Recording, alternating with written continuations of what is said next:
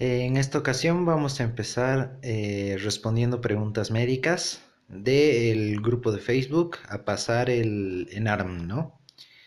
En este caso, normalmente en la página ponen lo que son casos clínicos o algunas preguntas específicas de algunas materias. He seleccionado las más recientes para responderlas y explicarlas en lo posible.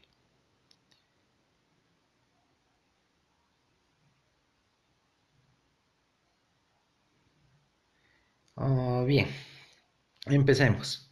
La primera pregunta seleccionada dice, a un paciente le midieron la presión en varias arterias. En una de ellas la presión diastólica fue mayor que la sistólica. ¿Cuál es la arteria? Las posibilidades que nos da es que es imposible la arteria pulmonar, la arteria aorta y la arteria coronaria. Bueno, en este caso, la única arteria que tendría la posibilidad donde la presión diastólica sea más importante que la presión sistólica vendrían siendo las coronarias. Esto debido a que el corazón durante la sístole tiene una contracción miocárdica importante, lo que provoca al mismo tiempo la contracción de las arteriolas intramiocárdicas y aumenta lo que es la resistencia arterial de lo que son las coronarias, deteniendo prácticamente el flujo que pasa de las arterias coronarias. Es por esto que la presión importante para lo que es la perfusión miocárdica viene a ser la presión diastólica. Y existe lo que es la presión de perfusión cardíaca, que esta la podemos calcular en base a lo que es la presión arterial diastólica menos la presión de oclusión arterial pulmonar, que la presión de oclusión arterial pulmonar es un reflejo de lo que es la presión ventricular izquierda, ¿no? De la resistencia en cuanto a la presión interna del ventrículo izquierdo.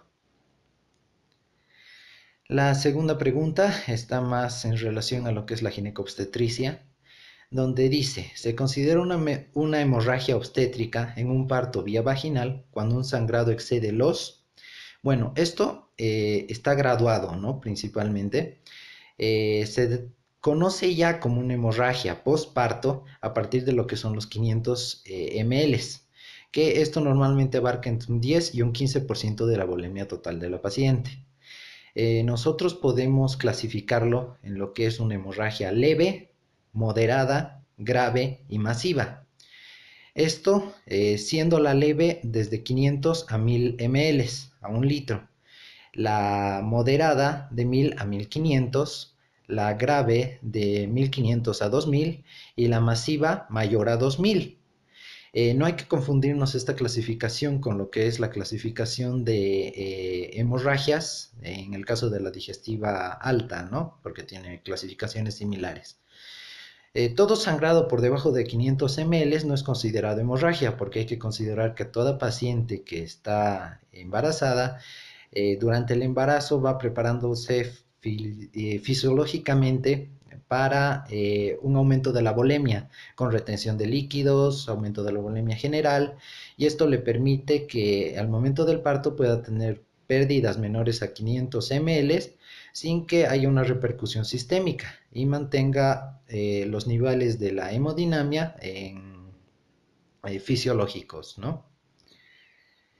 Con la siguiente pregunta está más en relación a lo que es un poco inmunología, igual materno, neonatal, que vendría a ser, no, donde dice la pregunta, no hay transmisión de anticuerpos maternos para la siguiente enfermedad.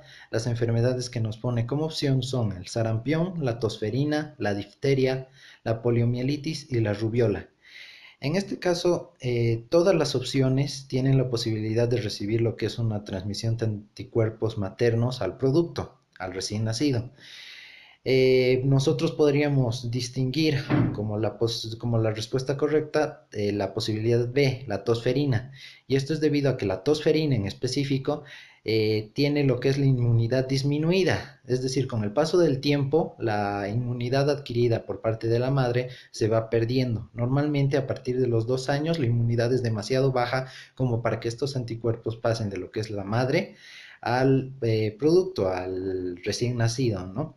Es por eso que es recomendable durante el embarazo, a partir de la semana 27 hasta la semana 36, dar lo que es la vacuna TDAP en el caso de la madre, que esta va a producir anticuerpos a las 2 semanas posteriores a la vacunación. Y estos anticuerpos van a poder pasar de lo que es la madre al hijo. Y en el caso de lo que es el recién nacido, se puede dar la vacuna DTaP. Esto principalmente se da a partir de los 2 meses. La siguiente pregunta va un poco en relación a lo que es la gastroenterología y dice, ¿cuáles son los hallazgos manométricos característicos de la calasia? Nosotros debemos considerar que la calasia es la falta de relajación de lo que es el esfínter esofágico inferior. Esto principalmente por un aumento de la tonicidad de este esfínter. La manometría nos permite estudiar específicamente esto, lo que es la capacidad contráctil de este esfínter, y cuando se ve alterada, principalmente en la calasia, hay una dificultad en cuanto a la relajación. Como este esfínter se encuentra contraído y no tiene lo que es la relajación, dificulta la deglución. Y al mismo tiempo la calasia suele cursar con una disminución o una pérdida total de lo que es la peristalsis del esófago. Esto posteriormente incluso va provocando lo que es la dilatación del esófago, provocando lo que es el megaesófago, ¿no? La siguiente pregunta está en relación a lo que es la ginecología, que nos dice, a una mujer de 43 años de edad se le ha diagnosticado por ecografía un mioma uterino intramural de 4 centímetros. Tiene 2 hijos, sus menstruaciones son de tipo de 4 a 5 días de duración y cada 28 a 30 días, de cantidad algo abundante, sin coágulos y sin dolor. No tiene otros síntomas. ¿Qué se recomendaría? En este caso estábamos hablando de una paciente asintomática que tiene un mioma uterino bastante grande. Como no tiene sintomatología, no tiene repercusión, no presenta la dismenorrea, no presenta metrorragias, solo una ligera hipermetrorragia, lo más común que se puede hacer es simplemente un seguimiento en cuanto a lo que es repetir ecografía al cabo de lo que son los 6 meses. Esto principalmente esperando que el mioma reduzca de tamaño o no aumente de tamaño.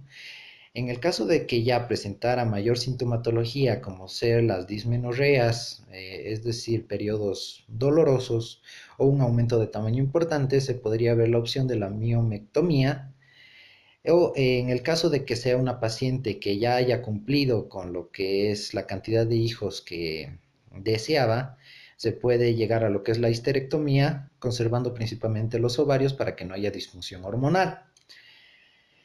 Esta sería la conducta más adecuada en el caso de una paciente asintomática, ¿no? Únicamente lo que es el seguimiento. Una pregunta en relación a lo que es medicina interna o endocrinología, que nos dice, el coma hiperglicémico hiperosmolar no cetóxico, y nos da varias opciones como afirmación, que dice, cursa con una osmolaridad plasmática eficaz mayor a 320 miliosmoles kilogramo. La segunda nos dice, implica siempre la necesidad de tratamiento con insulina tras su curación. Esto no es del todo cierto, debido a que como es no cetóxico, no está produciendo, no hay la producción de lo que son cuerpos cetónicos por degradación anaerobia de lo que es la glucosa. Por ende, nos podría dar a entender que la resistencia a la insulina o la producción de insulina no es importante, sino es más importante en este caso lo que es la hiperglicemia que está produciendo el cuadro.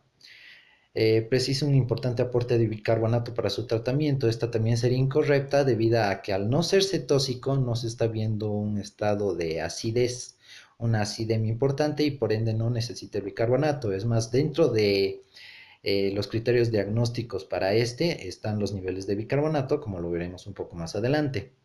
Y es una forma habitual de presentación en la diabetes juvenil. Esto, principalmente en lo que es la persona joven, no suele darse debido a la que la persona joven tiene una mayor capacidad de compensación en cuanto a los estados hiperglucémicos y hipoglucémicos. acorde a lo que es el sistema endocrino. Podemos ver en este caso en específico los criterios diagnósticos para lo que es el coma hiperosmolar hiperglicémico, donde podemos ver que se encuentra una glucemia elevada, muy por encima de los parámetros normales, donde puede estar por encima de los 600 miligramos decilitros. Como vimos en la opción A que nos estaba mostrando, uno de los criterios para el diagnóstico es una osmolaridad corregida sérica mayor a 320 miliosmoles kilogramo. Aparece lo que es la deshidratación, esto principalmente por la diuresis osmótica que presenta. Puede haber una deshidratación con un déficit de líquidos de aproximadamente 9 litros. Las cetonas en orina y en suero pueden estar ausentes o encontrarse leves trazas que no sean importantes dentro de lo que es la clínica del paciente. La siguiente pregunta está en relación a lo que es ginecobstetricia, donde nos menciona una segunda digesta de 32 semanas de gestación que acude a urgencias por hemorragia vaginal. Aunque no aporta ningún informe de control de su embarazo, refiere el antecedente de un parto previo por cesárea. A la exploración con espéculos se aprecia salida de sangre roja por el orificio cervical externo.